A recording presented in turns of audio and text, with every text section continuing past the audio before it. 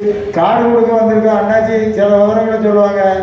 அதுபடி நம்ம எல்லாரும் நடந்து நானும் உங்களோட ஒத்துழைப்பேன், நீங்களும் என்னோட ஒத்துழைச்சி வீடு வீடாக வந்து இந்த காடை விநியோகம் பண்ண சொல்லியிருக்காங்க. முழு அண்ணாச்சி மாவட்ட செயலாளர் எடப்பாடியார் யாரை கையை கட்டுறாங்களோ அவங்கள வெற்றி பெற செய்ய வேண்டிய நம்ம எல்லாருடைய கடமை. மகளிர் அணியெல்லாம் வந்திருக்காங்க உண்டு, அதனால எல்லா கடையும் நான் வந்து பார்க்க தான் செய்தோம்.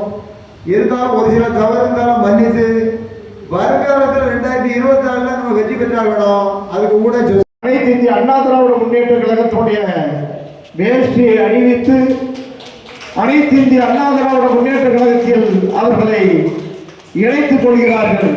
அனைவரும் கரகோஷம் செய்து அவர்களை வருக வருக என்று வரவேற்குமாறு உங்களை அன்போடு வேண்டுகின்றோம்.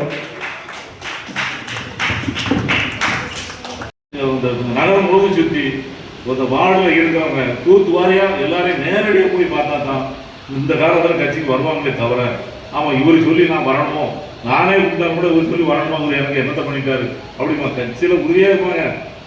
ஆனால் நம்ம மேலே உள்ள வெறுப்பு தான் என்ன செய்ய மாட்டாங்க, வரமாட்டாங்க. அப்போ நேரில் போகணும், ஒன்றிய செயலாளர் நேரில் போகணும். ஃபோனில் சொல்லினேன், அவர் ஃபோனை எடுக்கலை, எத்தனையோ நேரம் போன போட்டேன் எடுக்கலை அப்படிம்பாங்க. அவர் என்ன சொல்லுவாங்க, நான் சைலண்டில் போட்டேன் பார்க்கல மாதிரி, நான் அதை போட்டேன் பார்க்கல மாதிரி, இவருக்கு தான் வேறு அப்படிங்கிறது வரும். நேரில் போய் பார்த்தா அவங்களுக்கு ஒரு இது வரும். எல்லா கிடைக்காத செயலாளரையும் பார்க்கணும், எல்லா கட்சிக்காரங்களையும் நேரிலே போய் பார்க்கணும். நானும் ஒன்றிய செயலாளர் இருக்கும்போது அப்படி தான் நாங்கள் பார்த்துருக்கோம். அப்போ போதும் கிடையாது. அது ரெண்டாவது அப்படி வீடு வீடாக போகும்போது அந்த குடும்பம் வரைக்கும் நம்மகிட்ட பழகிற ஒரு சூழ்நிலை வரும்.